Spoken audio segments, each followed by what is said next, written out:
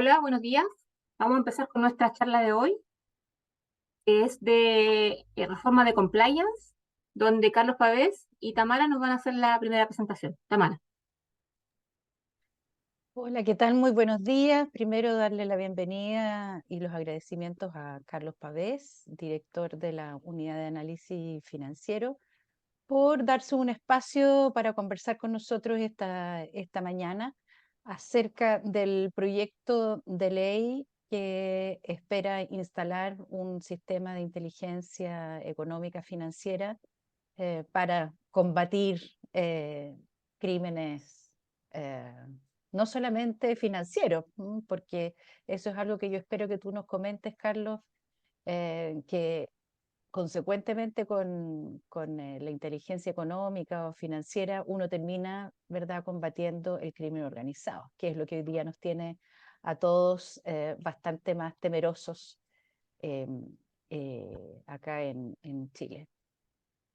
Bueno, contarles que Carlos, además de ser director de la Unidad de Análisis Financiero, Carlos es ingeniero comercial de la Universidad de Chile, también es abogado, tiene una larguísima trayectoria en el sector público, en la Superintendencia de Valores y Seguros en primer lugar, después un breve paso por la Superintendencia de Bancos, si no me equivoco, Carlos.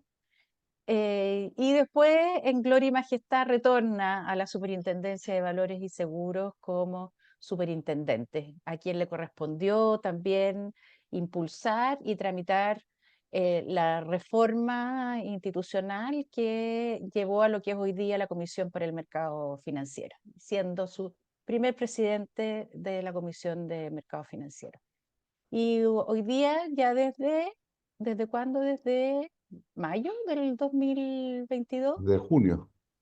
junio del 2022, es director de la Unidad de Análisis Financiero. Así que muy buenos días, Carlos, bienvenido y te dejo el micrófono, la pantalla, todo. Hola, muchas gracias Tamara por la presentación, por la invitación también a ti, a la Universidad Diego Portal, a la Facultad de Administración y Economía, por esta oportunidad.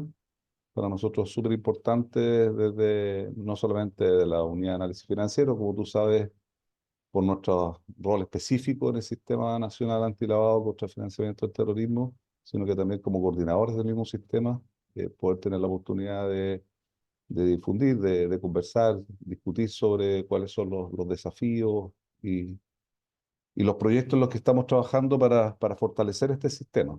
Así que muchas gracias, Diego, por la invitación. Con Tamara nos conocemos hace mucho tiempo. Eh, Gracias por la presentación también. Efectivamente, tengo ese largo recorrido en el sistema, particularmente entre los reguladores financieros, incluyendo ese breve paso que no sé si habrá muchos alumnos acá de la universidad, si son alumnos de grado o de posgrado, pero estuve 2 años en la superintendencia de banco. Para mí, ya a esta altura de mi vida, claro, un breve paso. Para jóvenes estudiantes probablemente 2 años sea un poco más, pero para que tengan la perspectiva. Como les decía, con Tamara nos conocemos hace mucho tiempo y particularmente en este recorrido que ha tenido nuestro país para sumarse y ponerse al día en los esfuerzos que significan para todos los países la prevención, la detección y el combate de todas estas figuras que espero que después de esta presentación también nos quede un poco más claro cuál es la importancia y cómo podemos contribuir cada uno de nuestros roles, nuestras instituciones al logro de los objetivos que están planteados. Así que sin más voy a hacer una presentación. Como digo, la presentación está, ya lo anticipó Tamara, enfocada en lo que es este proyecto de ley, que si ya justo este mes cumple un año de que fue presentado al Congreso, al Senado, este proyecto de ley, que en un inicio era un proyecto de ley que creaba el subsistema de inteligencia económica dentro del sistema de inteligencia civil,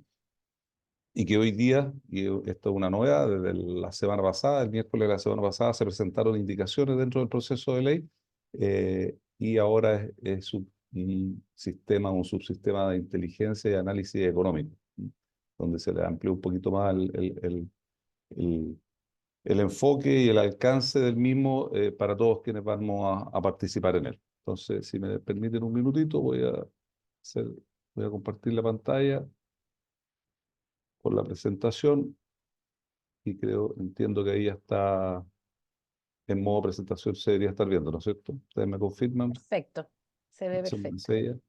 Le comentaba hace un rato y habíamos estado conversando con Tamara sobre como le digo, el alcance y lo que ustedes o qué es lo que podríamos abordar, cómo podríamos abordar con esta presentación, en esta discusión breve de esta mañana.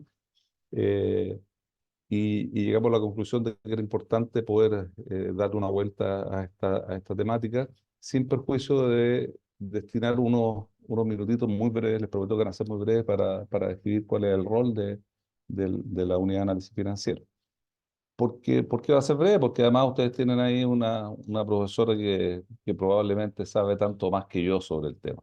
Tamara, ustedes saben que fue coordinadora durante mucho tiempo desde el Ministerio de Hacienda del Sistema Nacional, después fue directora de la Unidad de Análisis Financiera, así que ya ha trabajado mucho en este tema, una persona que sabe mucho, tanto a nivel local como a nivel internacional, pero me parece que nunca está de más poder hacer una breve introducción sobre la materia. Entonces, hoy día vamos a hablar sobre inteligencia financiera y compliance, y particularmente sobre el rol de la unidad de análisis financiera y específicamente en el contexto de este nuevo proyecto de ley que esperamos y yo creo que así va a ser porque fue incorporado dentro de la nueva agenda del Fast Track 2.0 de normas o regulaciones en el ámbito del fortalecimiento del sistema de seguridad nacional y que debería estar ya tramitado de acuerdo a esos mismos anuncios hechos hace muy poquito, alrededor de septiembre, el segundo semestre de este año. Esperemos que sea así, porque yo creo que son medidas importantes de abordar. ¿Mm? Déjame ver si eh, estamos avanzando bien. Sí. ¿Mm?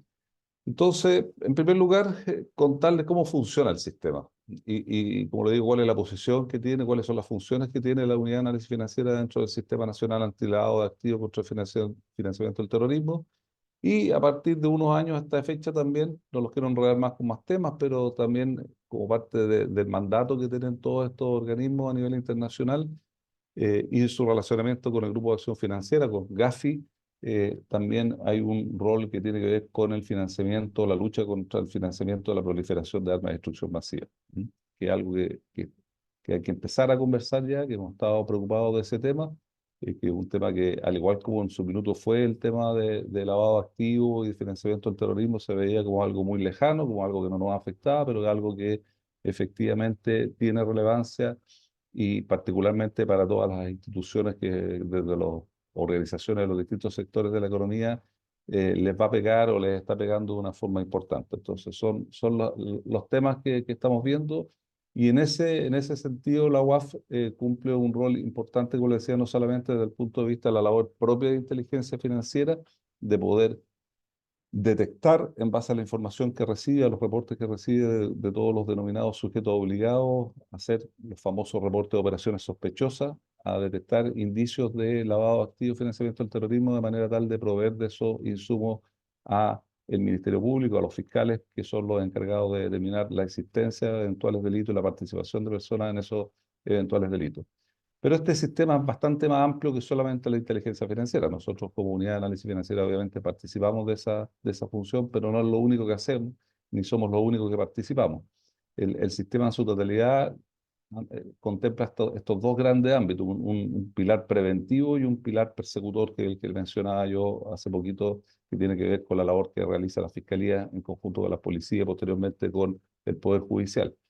También uno reconoce del primer pilar, de este pilar preventivo, la participación clave de todo lo que son las entidades públicas o privadas, que son las llamadas a reportar operaciones sospechosas. Esa es la piedra angular al final del día de todo este sistema. O sea, si las entidades, organizaciones públicas o privadas, con o sin fines de lucro, no tienen los sistemas adecuados, no conocen a sus clientes, como siempre se menciona este concepto del conocimiento de su cliente y la debida diligencia del cliente, y no saben, por lo tanto, distinguir cuando estamos en presencia de operaciones que podrían escaparse de un patrón de regularidad económica, financiera o de negocio, este sistema no funciona. ¿Mm? Y antes que eso, agregar una cosa que yo creo que también por conocida a veces uno no la menciona con toda la fuerza que hay que mencionar. Este sistema además funciona y ha ido creciendo en importancia en cuanto a su aplicación, por cuanto ha demostrado ser una muy buena herramienta de combate a la criminalidad de fondo. Esto cuando empezó a conversarse todo lo que era la preocupación por la persecución, detección y persecución del lavado de activos, empezó justamente como una forma de ser más efectivo en el combate del narcotráfico, del tráfico de estupefacientes. Y paralelamente también o coetáneamente por la preocupación sobre la actividad terrorista. Entonces, esto que hoy día repetimos mucho y con razón lo repetimos, creo que hay que reforzar y seguir repitiéndolo de que lo importante para combatir la criminalidad es perseguir la ruta del dinero. Es una realidad que demostró ser muy efectiva, como le digo, un instrumento que resultó ser muy efectivo. Cuando uno habla de lavado de activos, y al inicio lo que le preocupaba era ser efectivo en el combate del tráfico de estupefacientes o de drogas ilícitas. ¿Mm? Y obviamente la gran mayoría de los casos cuando estamos hablando de criminalidad, en el caso de financiamiento del terrorismo probablemente es un poco distinto, a pesar de que se usan herramientas similares. Lo que buscan las organizaciones criminales y las personas que participan de estas organizaciones criminales es obtener recursos económicos. Eh, Esa es la finalidad. Esto no lo hacen por entretención. En la gran mayoría de los casos, la criminalidad se hace para obtener beneficio económico, para poder utilizar esos recursos obtenidos de origen ilícito. Y por lo tanto, lo que la experiencia ha demostrado que muchas veces es menos difícil, no voy a decir más fácil, es menos difícil poder acreditar la participación en procesos de lavado de activos que poder acreditar y probar la participación en los delitos de base. O sea, mucho menos complejo, probablemente no es fácil, pero es menos complejo probar y sancionar a alguien por lavar activos provenientes de un delito que por el delito mismo.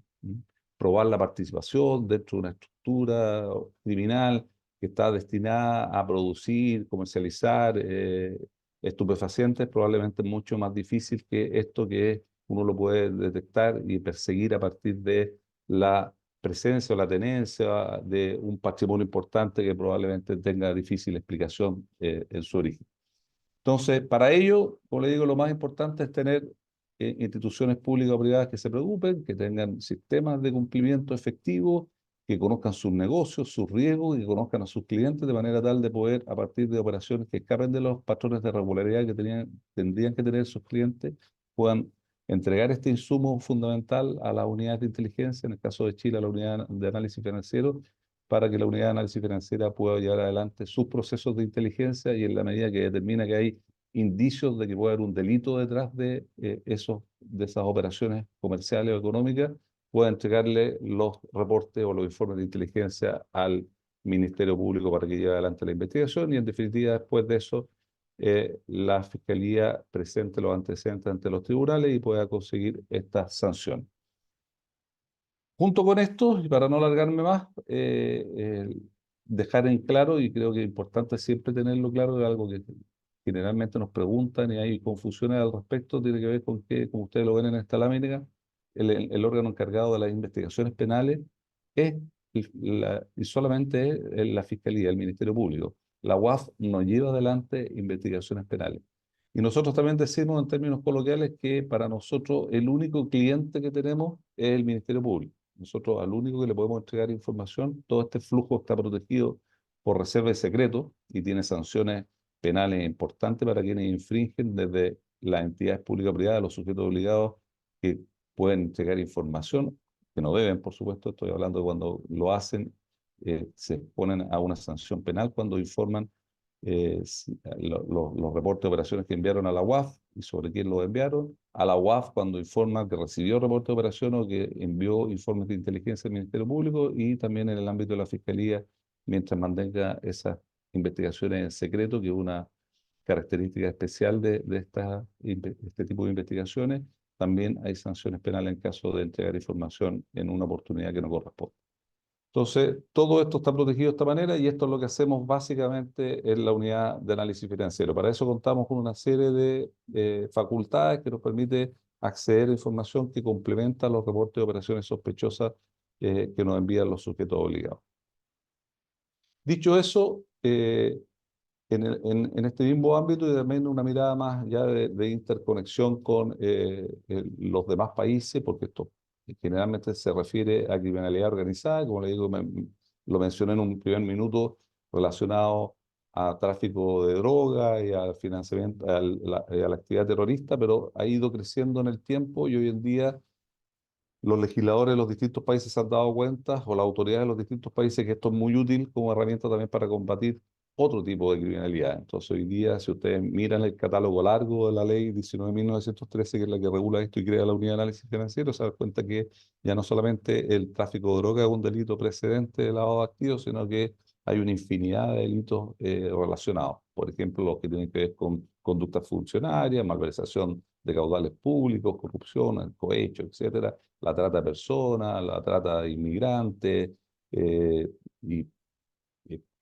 qué sé yo, muchos más delitos que están establecidos, delitos tributarios, delitos aduaneros, una serie de delitos que están considerados como delito base que dan lugar al lavado de activos y por lo tanto eso ha ido haciendo que el sistema se haga más complejo y son todas actividades u operaciones irregulares que por lo general también contempla la participación de personas en distintos países. Son actividad financiera criminal, sobre todo en el ámbito de la criminalidad organizada, que tiene una presencia internacional y que por lo tanto también esto requiere un esfuerzo internacional. Junto con lo que ya le había mostrado la lámina anterior, entonces, desde el punto de vista de la detección de la UAF, cuenta con la ayuda y forma parte de lo que es el grupo ECMO, el grupo donde participan todas las unidades de inteligencia financiera, forma parte de Gafilat, porque como les mencionaba, nosotros somos una parte importante, obviamente, pero una parte del sistema antilavado contra el financiamiento del terrorismo y el financiamiento de la proliferación, pero existen una serie de otros organismos. Hoy en día, en la coordinación nacional estamos participando 29 organismos públicos, desde los ministerios relacionados, Hacienda, Justicia, Ministerio del Interior, CESPRES, los supervisores financieros como la CMF, la Comisión para el Mercado Financiero, Superprevenciones de Casino, las policías, no solamente carabineros, investigaciones, sino que también Directemar, la Policía Marítima, etcétera. O sea, Gendarmería de Chile, un largo, etcétera. Somos 29 organismos que estamos participando, cada uno desde su ámbito de funciones, para poder generar la información necesaria que nos permita, como le digo, prevenir, detectar y también combatir estos fenómenos, cada uno dentro de su ámbito de acción. Y entre otras, también iniciativas que se han ido desarrollando que van ayudando en el cumplimiento de estos propósitos, están las que menciono aquí también, son dos de las más importantes. SICORE, que es una red que se ha ido formando al alero de la cooperación internacional para ir identificando todo lo que son los flujos de efectivo entre los distintos países. Y ahí tenemos información o acceso a información de todo lo que es el porte y transporte de efectivo. No sé si ustedes se recuerdan, cada vez que viajan, antes era en forma manual, ahora se hace una declaración digital o se hace una revisión aleatoria de todos en todos los casos en que uno transporta, sale o ingresa con más de $10.000 o equivalente en dólares de Estados Unidos de moneda en efectivo, de dinero en efectivo en otro tipo de moneda. Y también tenemos lo que es la red de recuperación de activos de Gafilat, la RAC, que como el nombre lo indica, es un esfuerzo de coordinación para poder detectar, encontrar bienes que provienen de actividad ilícita y poder recuperarlo, como el nombre lo indica, para destinarlo a los países y sacarle, como yo les mencionaba, los recursos que tienen las organizaciones criminales, porque ese es el objetivo final, como les mencionaba. Perseguir la ruta del dinero es para que, en definitiva, impedir primero que se utilicen las distintas entidades de los diferentes sectores económicos, pero si esto se da, y se da, evidentemente uno no tiene la capacidad de impedirlo, y una vez que se dé, ojalá poder sancionarlo y quitarles todos los recursos que obtuvieron de esa actividad ilícita. Ese es el gran desafío. Evidentemente que uno no espera poder hacerlo al 100%, pero para eso hay que trabajar y construir en base a ese objetivo. ¿Mm? Entonces ahora, dicho eso, como le digo, quiero entrar a lo que es este proyecto de ley que fue ingresado a través del Senado en mayo del 2023, que en un inicio creaba el subsistema de inteligencia económica y que a partir de indicaciones que se presentaron oficialmente el miércoles de la semana pasada, el miércoles 22 de mayo, por parte del Ejecutivo, se ha transformado en un sistema, en un subsistema de inteligencia y análisis económico. ¿Mm? ¿Y qué es lo que propone este proyecto de ley? Que, entre otras cosas, modifica la ley 19.913, que es la ley de la Unidad de Análisis Financiero, es lo siguiente. En primer lugar, se amplía el objeto y funciones de la Unidad de Análisis Financiera. Por otro lado, fortalece el acceso e intercambio de información entre los distintos organismos que participan de ese mismo sistema. Se perfeccionan las normas aplicables al procedimiento sancionatorio y las multas de competencia de la UAF. Se abordan las brechas que han sido identificadas en los procesos de evaluación a los que se somete todos los países, entre ellos Chile, ante el GAFILAT, que es el organismo regional de GAFI en Latinoamérica, del Grupo de Acción Financiera. Esto está relacionado con el cumplimiento de las famosas 40 recomendaciones de GAFI y con la evaluación de efectividad a los cuales se someten los países para ver cómo está funcionando ese sistema. Y también se perfeccionan o se fortalecen algunas normas en relación a los sujetos obligados, que son instituciones públicas. No sé si vieron hace poquito alguna reportaje que salió en Chilevisión sobre el rol de las municipalidades, de los sistemas de compliance de las municipalidades y de su carácter de sujeto obligado a reportar operaciones sospechosas también ante la UAF y si estaban o no estaban inscritos.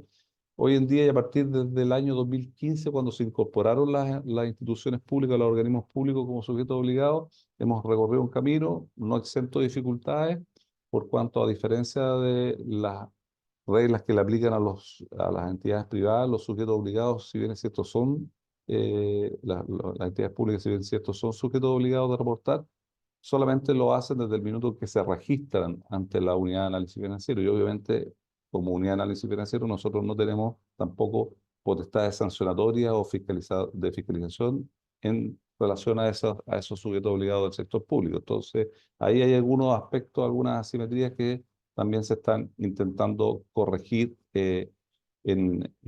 a través de este proyecto de ley. Y este proyecto de ley, en forma importante, por eso lo destaco acá, se basa en todas estas debilidades o brechas que han sido identificadas en este último proceso de evaluación mutua, que fue el informe emitido el año 2021. Ustedes lo pueden encontrar en nuestro sitio web, www.uaf.cl, en el sitio web también del Ministerio de Hacienda, entre otros.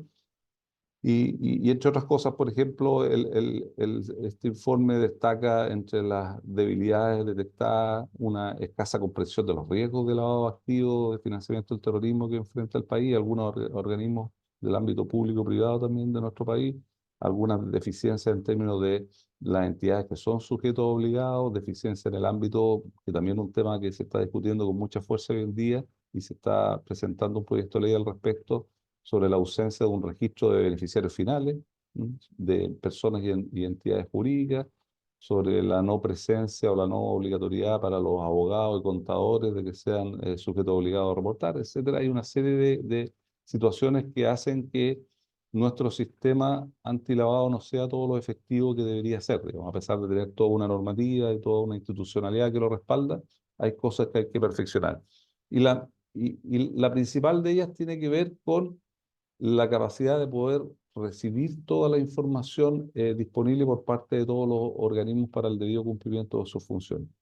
Y en el caso nuestro, obviamente, por ejemplo, nosotros sabemos que hay información muy relevante que está a disposición o que forma parte del trabajo de organismos relacionados, el Servicio de Impuesto Interno, el Servicio Nacional de Aduana, la Tesorería, la Comisión para el Mercado Financiero, pero que por regulaciones específicas de nuestro sistema público es imposible que la podamos acceder, porque estamos todos sujetos a estas obligaciones de reserva o de secreto y todos sujetos, somos objeto de eventuales sanciones por entregar o compartir información que no estamos habilitados a compartir. Entonces, parte importante de este proyecto de ley está abordando esa problemática.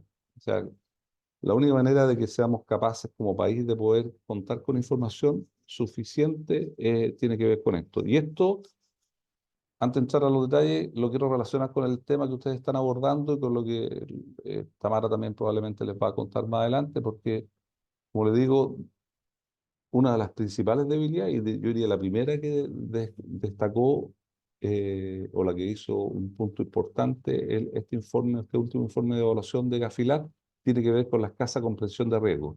cuando uno no tiene un buen diagnóstico, cualquier cosa en la que uno se emprenda algún desafío, es muy difícil o casi imposible que pueda aplicar buenas soluciones, pueda encontrar buenas soluciones. ¿Mm? Si no entendemos bien cuál es el problema, si no conocemos cómo funciona nuestro sistema, no vamos a poder ser capaces de implementar un buen sistema que solucione esos problemas. ¿Mm? Si no los conocemos, como le digo, es imposible hacerlo.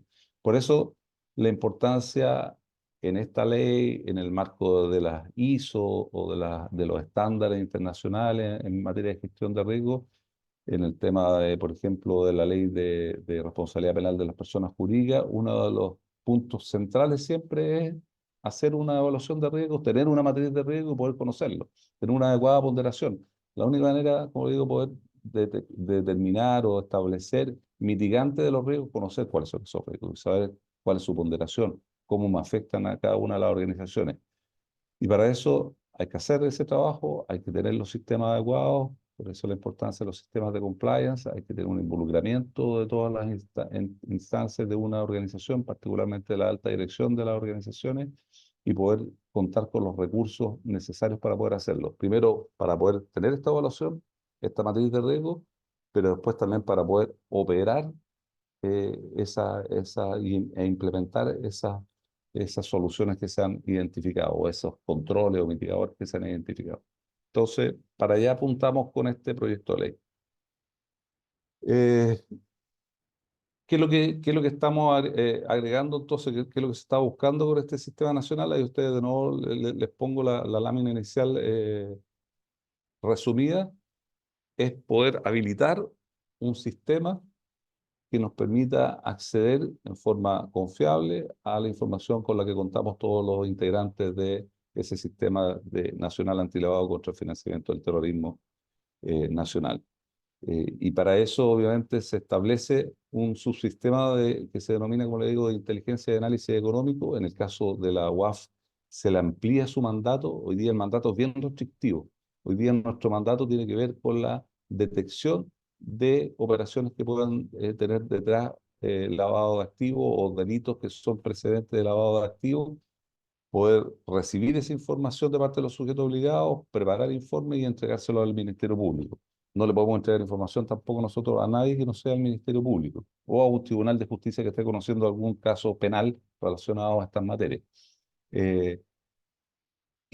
Eh, de esa manera poder habilitar, como le digo, el intercambio de información entre estos organismos. ¿Cuáles se han identificado en una primera etapa como organismos claves para participar dentro de este subsistema? El Servicio Nacional de Aduana y el Servicio de Impuestos Internos. ¿Mm?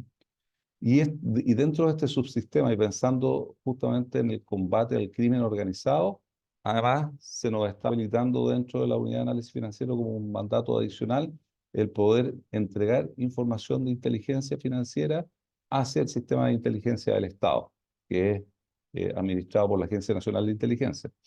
Y por lo tanto, sin nunca entregar información relacionada a los reportes de operaciones sospechosas, que eso es parte probablemente de una charla bastante más larga que tiene que ver con los fundamentos del sistema antilavado que ha establecido el GAFI, poder entregar información que ha ido desarrollando o procesando la UAF hacia los demás integrantes de este subsistema de inteligencia y análisis económico. O sea, vamos a estar habilitados para seguir haciendo nuestra tarea en el ámbito de la prevención y detección de lavado de activos y financiamiento del terrorismo, pero también vamos a poder entregar información que podamos ir recibiendo y desarrollando en relación a otro tipo de actividad criminal, particularmente aquella que tenga que ver con el crimen organizado, con todos los delitos que forman parte de la actividad criminal organizada, por ejemplo, lo que tenga que ver con robo de madera, con robo de metales, con temas de extorsión, con temas de trata de personas, etcétera, aun cuando no tengamos elementos que nos hagan llegar a la conclusión de que hay lavado activo en ellos, sino que más bien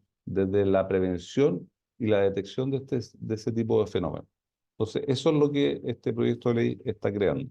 Como le digo, lo que establece y se perfeccionó con estas indicaciones que fueron presentadas la semana pasada, el día 22 de mayo, este subsistema de inteligencia y análisis económico va a estar compuesto por la UAF, Aduana y el Servicio de Impuestos Internos, reforzando también todo lo que son las medidas de interoperabilidad, de manera tal de generar un proceso y un sistema de intercambio de información que sea expedito, pero que también sea seguro.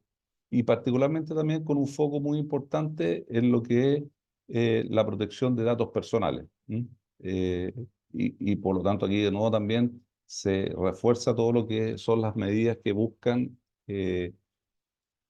proteger la privacidad de esa información, y eso se hace en buena parte también imponiéndonos a todos quienes participamos, por de pronto a todas estas organizaciones, y les voy a explicar un detalle ahí sí, lo que tiene que ver con aduana y con el Servicio de Impuestos Internos, generando también una serie de restricciones y de sanciones en el caso que no cumplamos con nuestros deberes de resguardo también de esa información que recibimos en este ámbito.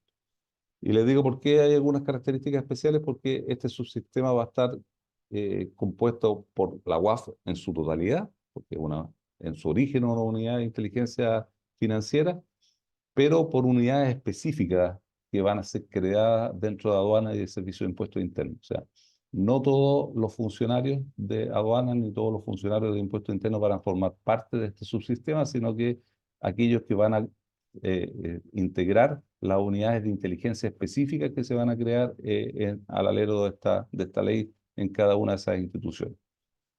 Y ellas van a ser las únicas dentro de esas instituciones que van a estar habilitadas para recibir y para enviar información hacia los otros componentes del subsistema de inteligencia y análisis económico.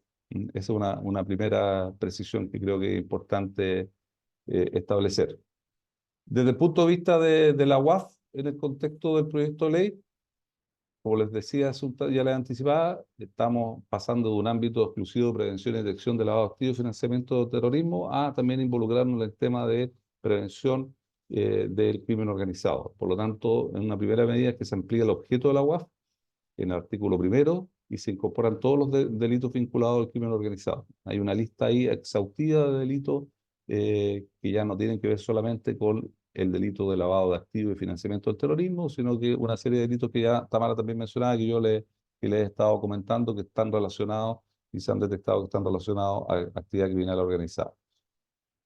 Por otro lado, y en línea con lo último que le estaba mencionando en la lámina anterior, este proyecto de ley también fortalece el sistema de integridad de la UAF, y por lo tanto dispone medidas con el propósito de detectar, mitigar o contrarrestar los riesgos vinculados al fenómeno de la criminalidad organizada. Ustedes también probablemente han escuchado, y es una realidad grande como una catedral, de que obviamente los funcionarios públicos, el fenómeno de la corrupción está muy relacionado también con la criminalidad organizada. O sea, son tantos los recursos que se mueven acá que hay una posibilidad muy amplia, muy alta de que se pueda intentar, y de hecho se hace, tratar de corromper a los funcionarios de los distintos organismos, tanto del sistema financiero como del sistema judicial o policial, de manera tal de que lo que estamos buscando en el caso específico también con este proyecto de ley es que esa medida destinada a estar más preparados y a prevenir ese fenómeno sea más posible llevarlo adelante. Por lo tanto, vamos a estar habilitados, por ejemplo, para poder pedir información sobre endeudamiento de los funcionarios, de sus grupos familiares, composición de sus grupos familiares. También se van a restringir las actividades que van a poder hacer los funcionarios de la UAF, a diferencia de lo que hoy en día, que solamente los altos directivos, los que estamos sujetos a alta dirección pública, tenemos dedicación exclusiva. Acá se está ampliando a todos los funcionarios de la UAF este tipo de medidas. Lo que tiene que ver con el acceso a información sujeta a reserva o secreto bancario. Esto, créanme que para mí, que he estado trabajando, que he trabajado casi toda mi vida en los reguladores financieros, cuando uno ve evidencia internacional, los países que han sido exitosos en todo lo que es prevención y combate de los delitos financieros en general, tanto mercados bancarios, de valores, de seguros, tiene que ver con esta herramienta. Obviamente que impone exigencias muy altas en términos de cómo uno la use, pero eh, donde no hay acceso a levantamiento, por ejemplo, de secreto bancario, es muy difícil trabajar. Eh, es casi una obviedad, no es lo que le estoy diciendo, ¿no es cierto? Lo que uno persigue es justamente estos flujos de dinero, y la mayoría de ellos, sobre todo en nuestros países donde el sistema financiero formal es tan importante, los bancos son tan importantes, en la medida que tú no puedas tener esa información, no la puedas tener oportunamente, eso no se da. Y esto es una novedad bien importante dentro de nuestro marco legal, dentro de nuestra regulación. Por primera vez se está habilitando el levantamiento del secreto bancario administrativo. Es una medida que autorizaría que la UAF y también en algún sentido en este mismo proyecto de ley se le estaría otorgando esta facultad para que la unidad de investigación o el fiscal de la Comisión para el Mercado Financiero también las tuviera, pudiéramos levantar secreto bancario sin autorización judicial. ¿Mm? No quiere decir que no esté sujeta a revisión judicial, pero no requeriría la autorización previa, como es hoy día en la mayoría de los casos, para entidades que tenemos esta facultad de pedir la autorización de un ministro de Corte de Apelaciones de Santiago.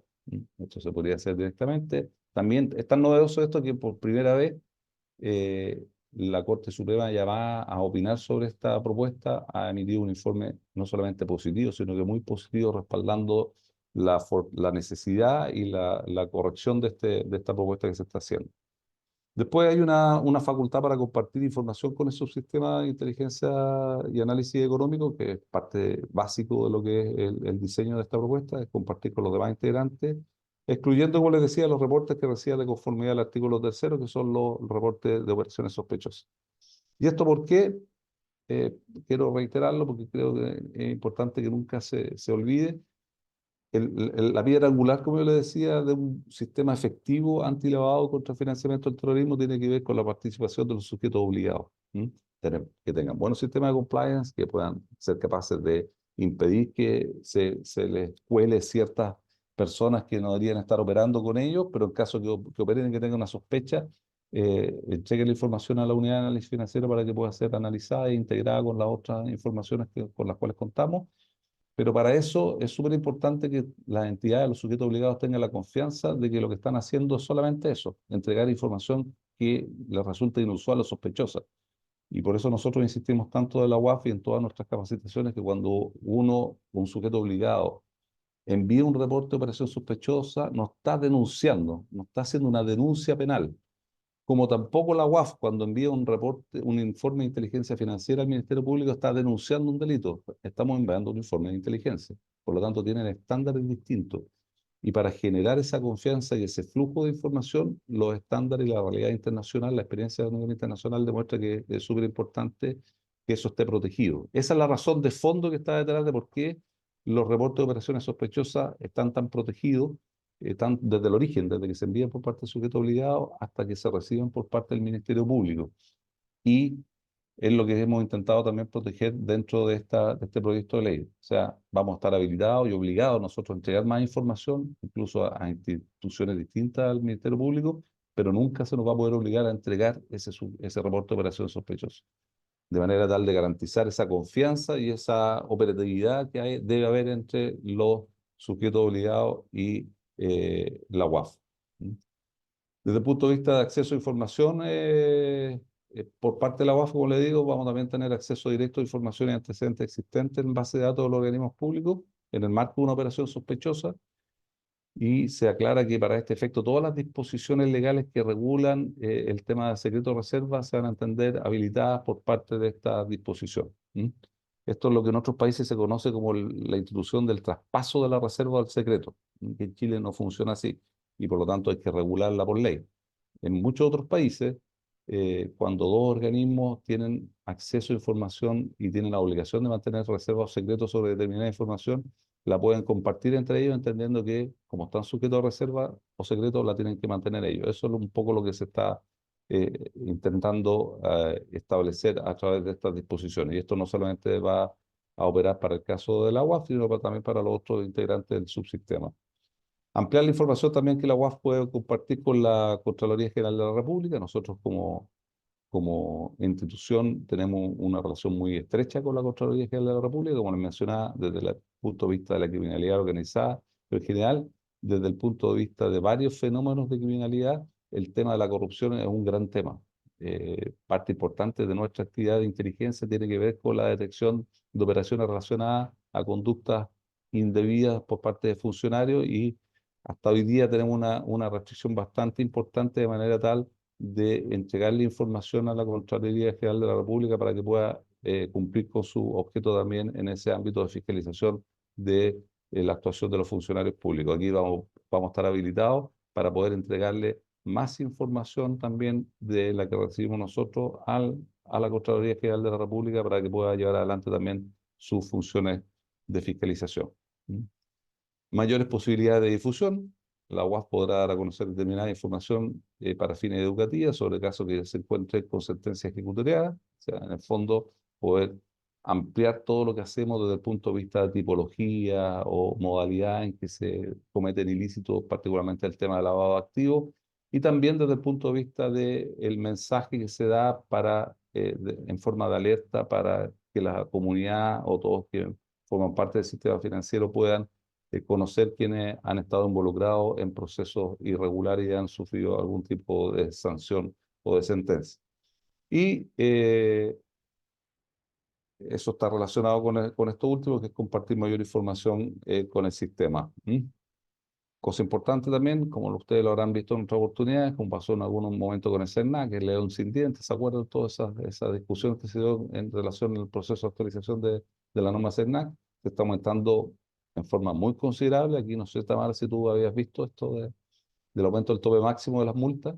Hoy día tenemos 3 niveles de multa: las infracciones leves, las menos graves y las graves. Las leves van hasta un tope de 800 UF, las que vienen después de 3.000, y las máximas sanciones que hoy día podemos imponer son por 5.000 UF. Hoy día se amplían, como ustedes lo ven ahí, las leves de 800 a 3.000, las menos graves de 3.000 a 10.000 y las graves de 5.000 a 45.000 UF.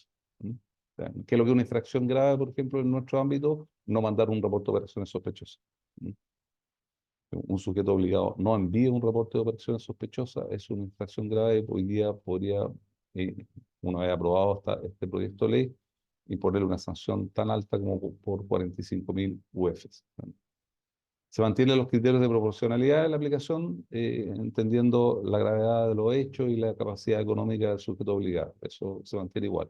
Y otro tema también desde el punto de vista procesal que se mejora, esto es un poco más específico nuestro, un poquito más latero, así que lo paso más rápido, pero créanme que es importante, es que también se incorpora la posibilidad de llevar adelante notificaciones electrónicas, a través del envío de la comunicación sobre el inicio, por ejemplo, de un procedimiento sancionatorio a la dirección de email que tenga registrada el sujeto obligado en los registros de la Unidad de Análisis Financiera. Hoy en día nos pasa mucho que con algunos sujetos obligados, que después que detectamos incumplimientos, después de proceso de fiscalización, iniciamos un proceso sancionatorio, y cuando los vamos a llegar a notificar o a sancionar en definitiva, ya se nos perdieron, se fueron, cambiaron de domicilio, cambiaron de razón social, y ya no hay manera de poder aplicarle la sanción.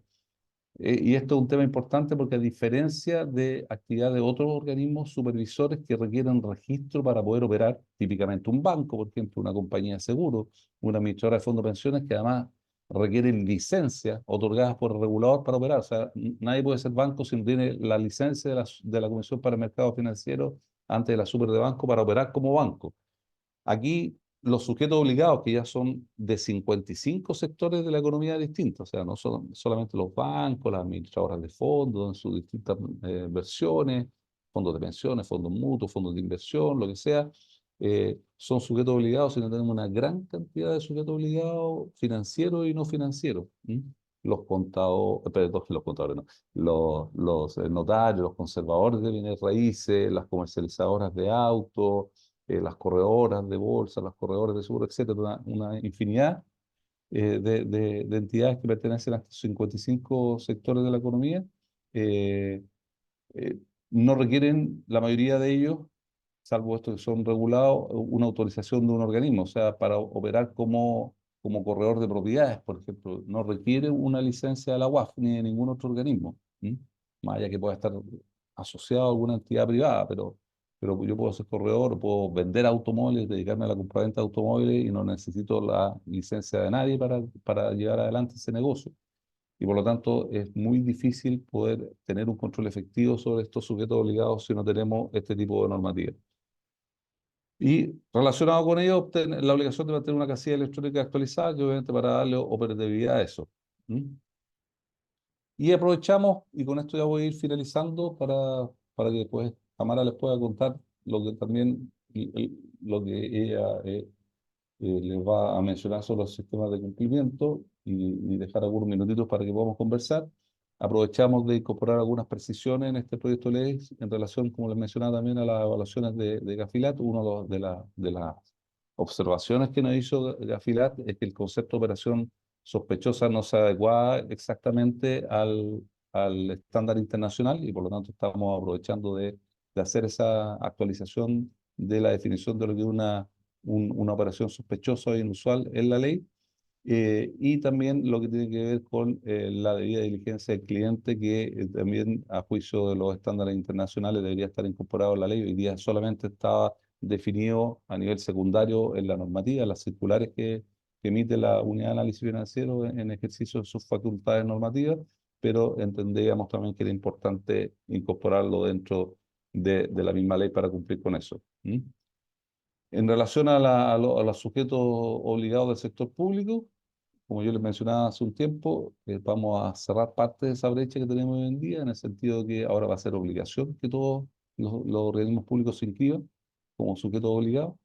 No vamos a avanzar, obviamente, a que tengamos la capacidad o la potestad de poder sancionar, fiscalizar y sancionar, pero sí dos cosas importantes. Una, que podamos emitir instrucciones circulares dirigidas específicamente a los organismos públicos, de manera tal de fortalecer esta necesidad de que los sujetos, las entidades públicas cuenten con sistemas de cumplimiento adecuados, que tengan estructuras de compliance, que tengan matrices de riesgo actualizadas, que contemplen este tipo de fenómenos, los riesgos asociados al lavado de activos, al financiamiento del terrorismo, al financiamiento de la proliferación de armas de destrucción masiva, y que, como les digo, estén todas obligadas a inscribirse. Por lo tanto, aparte de tener estos sistemas, tengan oficiales de cumplimiento, tengan al personal capacitado, todo lo que se requiere para que un sistema de compliance sea efectivo en el ámbito de la prevención y combate al lavado de activos y el financiamiento del terrorismo.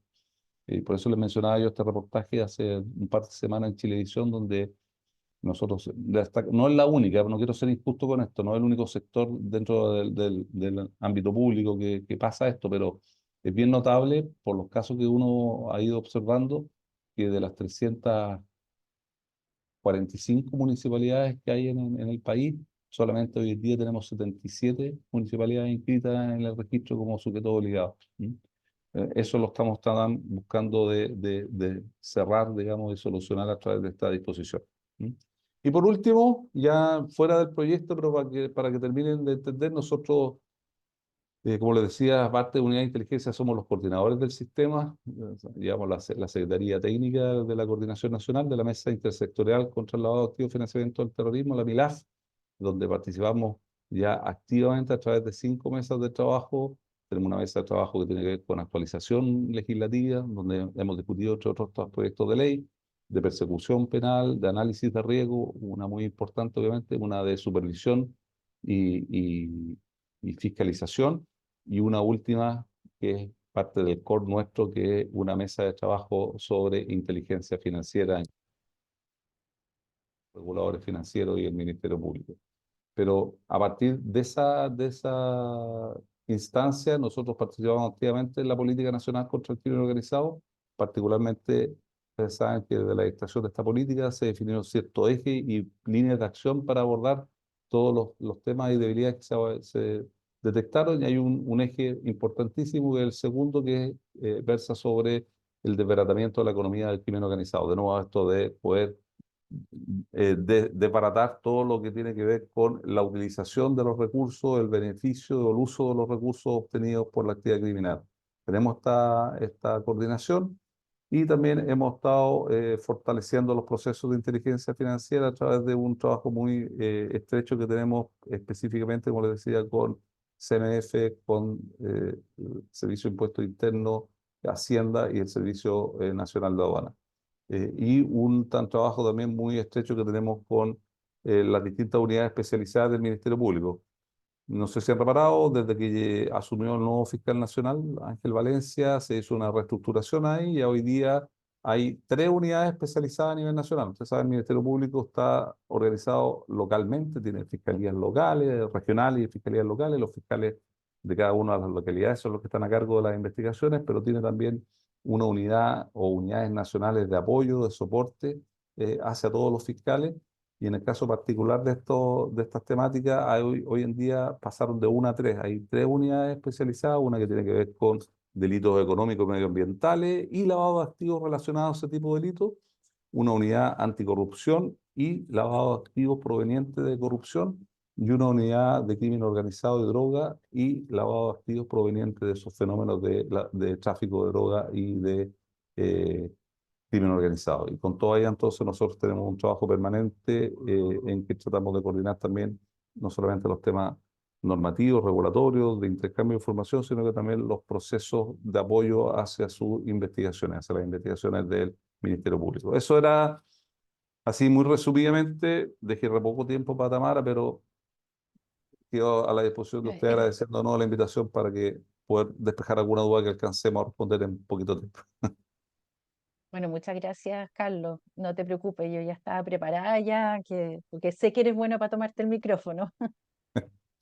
Así que yo de manera muy rápida voy a compartirles una presentación que más bien mi interés es poder decirles por qué desde la Facultad de Administración y Economía de la Universidad Diego Portales instamos a tener un programa como este, con este diplomado que le hemos denominado Implementación y Gestión de Compliance con perspectiva ESG o con perspectiva de sostenibilidad, eh, porque precisamente desde el mundo privado a veces cuesta hacer una unión y encontrar un hilo conductor entre temáticas tan relevantes como las que tú nos acabas de mostrar. ¿Ah? Entonces, lo que pretendemos hacer desde este diplomado es justamente buscar esos puntos de conexión que hacen tan relevante la participación del sector privado en, por ejemplo, los sistemas de inteligencia financiera, ¿ah? Que es la materia que tú nos acabas de contar. Y lo que yo, así en breves minutos, dejar claro de por qué este proyecto de ley también tiene una relación muy estrecha con las variables que están detrás de este concepto ESG. Solamente recordar que la actividad empresarial ha ido evolucionando y yo creo que a nadie le cabe ninguna duda de que la manera como hoy día se tiene que hacer empresa, como se tiene que hacer negocio, es muy distinta a la que estaban acostumbrados hace 10 años, hace 20 años, incluso hace 5. ¿No? Hay cambios de paradigmas bien importantes y significativos que obligan a las organizaciones y al sector privado a adoptar estándares de hacer negocio muy diferentes. Y una de las cuestiones que tú nos acabas de contar, Carlos, son la necesidad de que desde el sector privado exista un mayor involucramiento en materias que antes tal vez estaban reservadas única y exclusivamente para los estados. ¿Ah? Esto de combatir el crimen organizado de repente no es tan fácil hacer como esa asociación. Pues bien, los que ya llevamos bastantes años dedicados a esto, yo por lo menos lo veo bien clarito. ¿Ah? Y nuestra intención de estructurar este diplomado es ojalá poder transmitir esta necesidad de ver las cosas, que todo tiene un propósito. ¿Ah? Y finalmente tenemos un objetivo común todos, que es el tener un mundo mejor, el tener eh, un, un entorno, una sociedad que sea de alguna manera más vivible, ¿ah? Y que no estemos perjudicando a las futuras generaciones. Y hay una evolución de la relación empresa-sociedad a lo largo de los años. Por supuesto, en esto no digo ninguna novedad, y es el concepto de desarrollo sostenible lo que de alguna manera vino a empujar esta forma distinta para que como que nos cayera en cuenta, ¿no? Así como el darse cuenta de que no podemos ser irresponsables con las futuras generaciones, comprometiendo la capacidad que ellos tienen en el futuro para también vivir tranquilos, ¿ah? En vivir en equilibrio, con un crecimiento económico que sea eh, también posible de mantenerlo, pero cuidando el medio ambiente y por supuesto también el bienestar social. Todo eso que de alguna manera se fue estructurando desde el punto de vista financiero en esta sigla ASG o ESG, eh, donde se trata de buscar la métrica para em, mantener este equilibrio y que seamos conscientes de lo que va pesando una variable u otra. ¿Ah?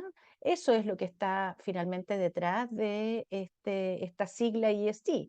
No es más que la forma desde el mundo financiero de mirar el desarrollo sostenible.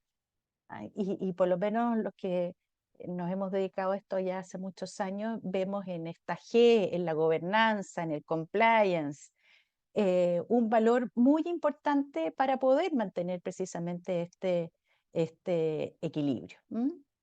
Y aquí solamente traer a la mesa la importancia que han tenido los Objetivos de Desarrollo Sostenible que promulga las Naciones Unidas el año 2015 con una agenda bastante amplia, donde hay 17 metas globales, donde el llamado principal que hacen las Naciones Unidas es que no solamente se canalicen los recursos públicos para solventar o para cumplir estas metas que están contenidas en los Objetivos de Desarrollo Sostenible, sino que con mucho énfasis las Naciones Unidas dice necesitamos movilizar recursos de los privados, es decir, sin la participación y colaboración de los privados, imposible resolver desafíos de sociedad tan relevantes como llegar a hambre cero, ¿ah? O poner fin a la pobreza. El poder que tienen hoy día el sector privado, las empresas, en muchos casos es muy superior al que tienen algunos estados. No sé, pensemos en empresas grandes, Google, no sé, empresas que realmente pueden hacer la diferencia si es que se embarcan, digamos, en este camino de hacer lo correcto.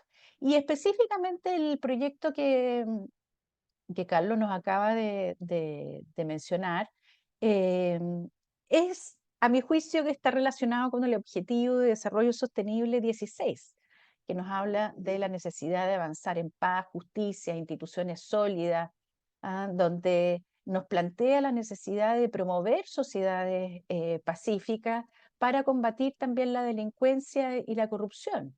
Y adquiere un rol muy significativo el aporte que pueden hacer los privados en uno de los puntos que he tomado acá, en la lucha contra el crimen y la corrupción. Reducir significativamente los flujos financieros, fortalecer la recuperación y la devolución de activos, combatir la delincuencia en todas sus formas, por supuesto que también se transforma en un desafío de sociedad en el que todos los participantes de la sociedad tenemos que colaborar, no solamente el mundo público y estas instituciones que estarían conformando el sistema de inteligencia y análisis económico, sino que también los insumos fundamentales que debe proveer el sector privado para que estos organismos sí puedan hacer un trabajo de inteligencia financiera económica de mucho más valor. Y bueno, aquí por supuesto que tengo que pasar un poquito de propaganda. Es la estructuración del diplomado que ya parte en julio. Más informaciones le pueden pedir a la Rosita Díaz, que aquí queda su correo electrónico también.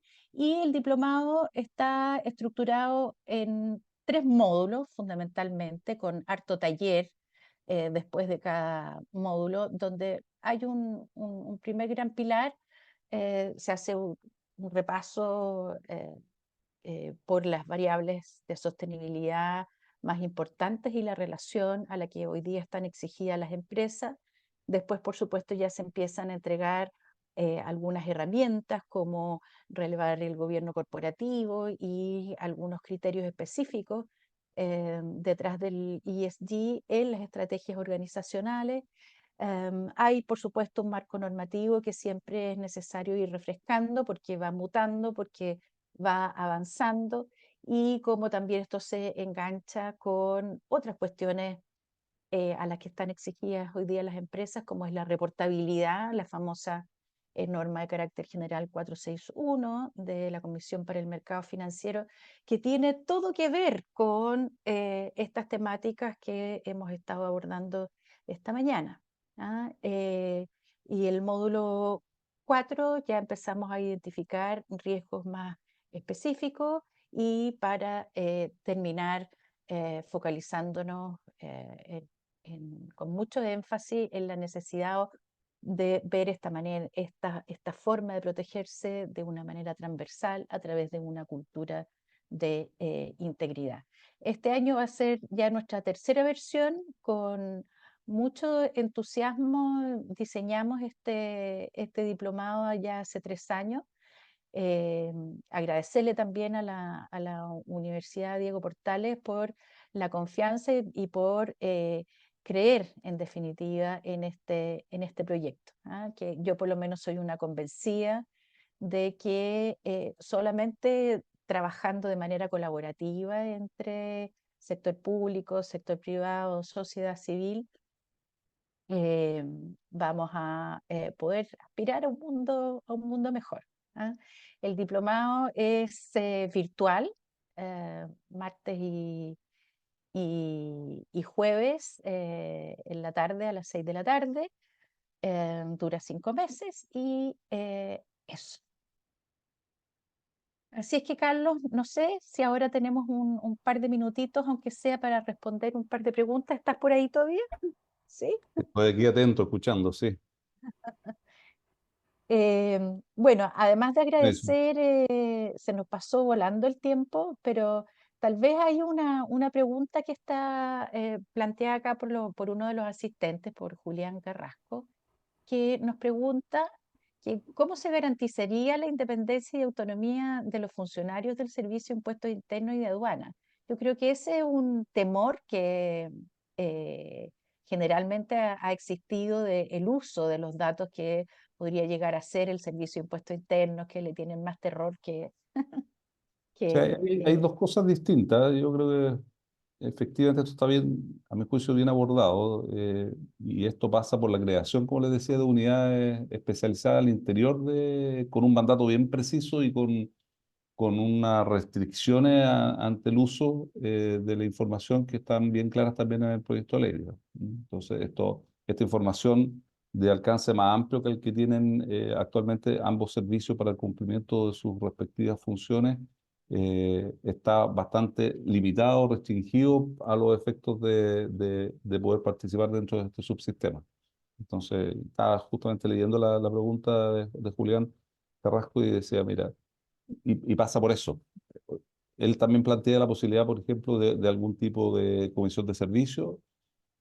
Tú te recordarás, Tamara, que en el diseño inicial de la unidad de análisis financiero era una figura que todavía está presente, pero que se pensaba que iba a ser más utilizada de lo que ha sido utilizada hasta la fecha, de que era una dotación bastante pequeña con participación de funcionarios de los distintos servicios públicos relacionados en comisión de servicios. Y por lo tanto, nuestra ley hoy día mantiene todavía una regulación sobre comisiones de servicios, pero en este caso en particular no va a ser esa la figura. O sea, pero indistintamente de que se siguiera utilizando la figura de comisión de servicio, en ambos casos hay restricciones importantes, limitaciones al uso de esa información y sanciones para quienes entreguen información a quien no debe entregarla.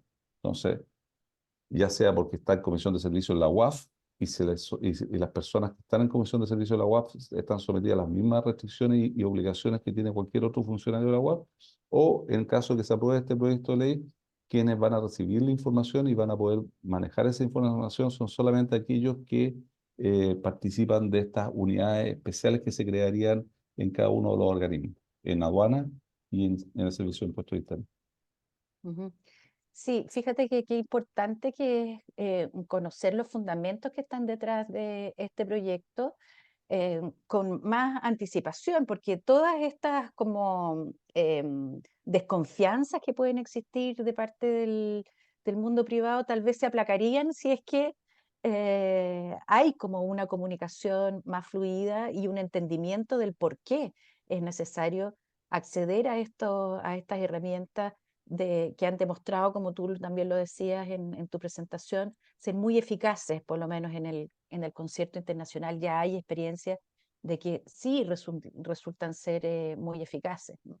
En Chile, me acuerdo que llegamos a este punto intermedio de la necesidad de tener la autorización de un ministro de la Corte de Apelaciones para acceder a información que está sujeta a secreto bancario, por ejemplo, que claro, que puede haber tenido un buen impacto en el inicio, pero transcurrido ya el tiempo, sabemos que evidentemente todo esto se fluye con tal rapidez que es indispensable que se acceda rápido. Por más que la Corte Así de es. Apelaciones entregue rápidamente la autorización, un día, 2 días, puede ser una eternidad. Los flujos ya se te fueron. ¿Ah? Exactamente, el tema de la oportunidad es un tema clave, es como también les mencionaba, es lo que se está trabajando para efectos de poder y es parte importante de la preocupación de los organismos internacionales.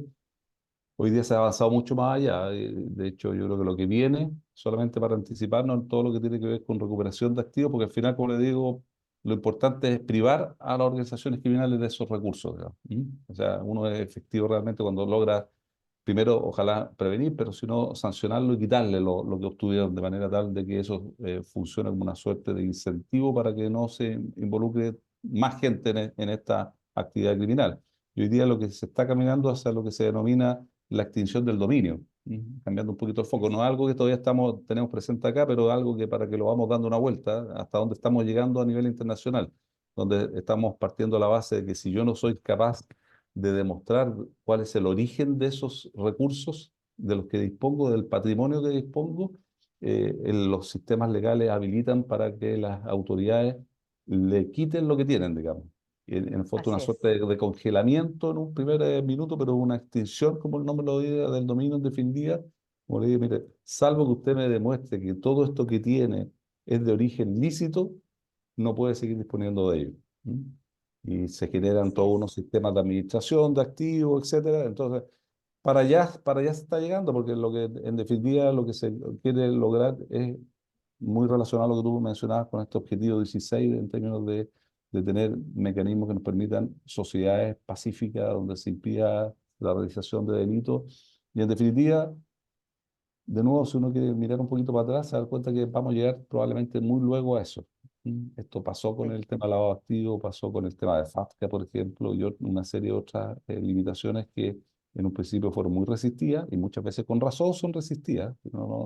Todas las regulaciones tienen un costo, una carga, pero que en definitiva son las mismas contrapartes, socios comerciales, corresponsales, los que te empiezan a imponer esto. En el ámbito, por ejemplo, de la administración de fondos. Regulación europea que te dice, si usted no cumple con estándares en los otros países, ni administradores de fondos no pueden invertir en sus países. Y eso, de eso estamos llenos. Y yo creo que hay que estar preparados para ello.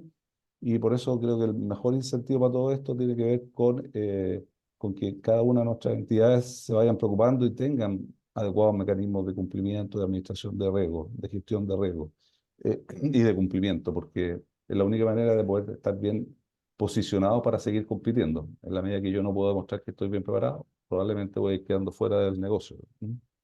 Así es, así es.